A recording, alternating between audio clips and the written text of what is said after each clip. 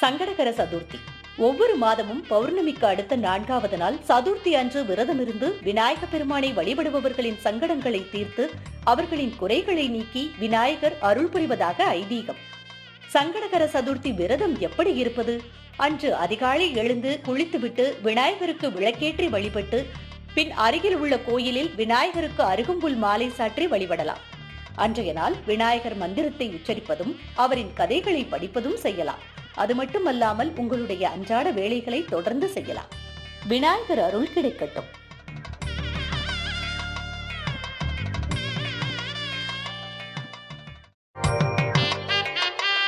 சங்கடகர சதுர்த்தி ஒவ்வொரு மாதமும் பௌர்ணமிக்கு அடுத்த 4வது நாள் சதுர்த்தி அன்று விரதமிருந்து விநாயக பெருமானை வழிபடுபவர்களின் சங்கடங்களை தீர்த்து அவர்களின் குறைகளை நீக்கி விநாயகர் அருள் புரிவதாக ஐதீகம்.